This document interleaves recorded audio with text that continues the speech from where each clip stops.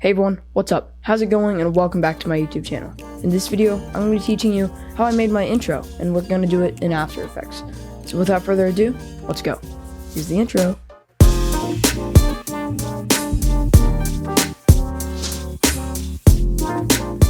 Okay, so let's get started with our background. We're going to press Command Y in order to make a new solid, and I'm going to name it Gradient.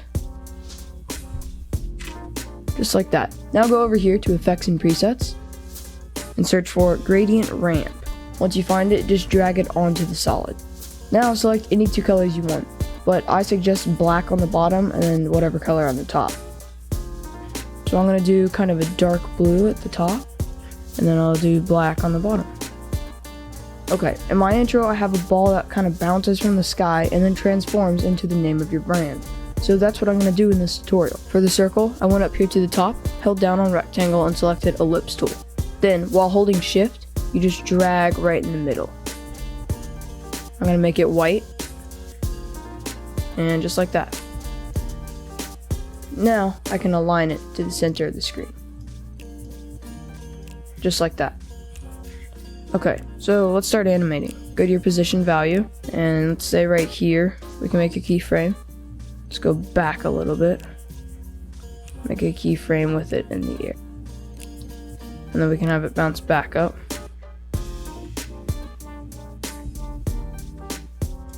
And then take this one and paste it here. Okay. So now this specific keyframe right here needs to be smoothed out. You're going to press F9 on your keyboard, and that'll make it somewhat smooth. That might be smooth enough for you. But I really want to have the speed ramp whenever it reaches its maximum altitude and starts to fall back down to the ground. So in order to do that, just click here on the graph editor. This will give you this awesome place where you can edit the speed of keyframes. So I'm just going to grab these handles right here on this keyframe and drag them up like that. Now if we play through, watch what happens. I also feel like when it lands, it should be smoothed out a little bit, like it's landing in water. And then after it bounces, it kind of moves to the side to reveal the logo. So we're just going to make another keyframe. Go right here and drag it all the way off the screen. Now we can do the same thing with those. Press F9, open up the graph editor, and smooth them out.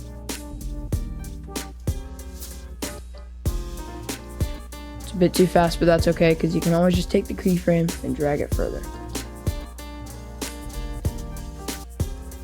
Awesome, looks nice. We're done with our bouncing ball. Alright, let's add the name of our brand. We're gonna add some text here. And I will write the word subscribe, which is what you should do. Awesome, just like that. And then you can pick whichever font you want right here. I'm gonna pick Future of PT Bold because I think the font looks great.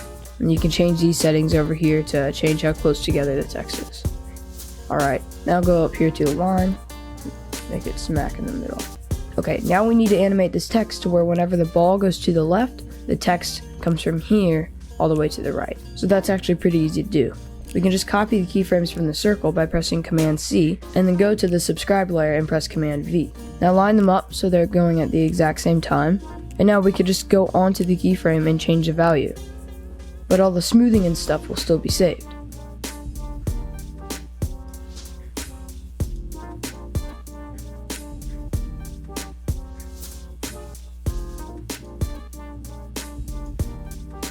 Just like that. Now, timing syncs up perfectly. And if you want, you can make the text go a little bit faster or slower. It's really all your preference. Now we just need to make it to where we don't see the subscribe button when it's on that side of the circle.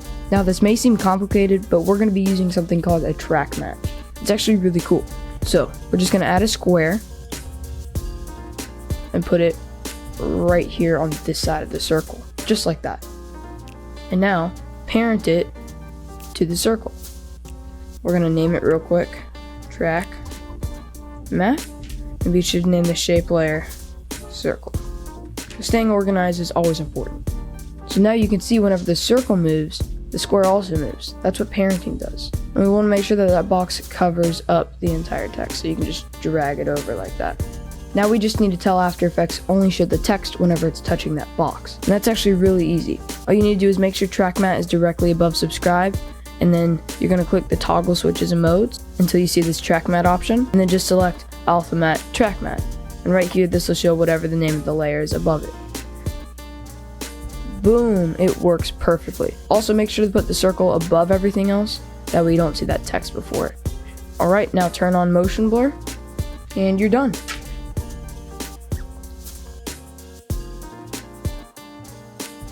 Alright, that is how to make an awesome intro inside of After Effects. I hope you enjoyed this video, and I'll see you soon in the next videos. Peace.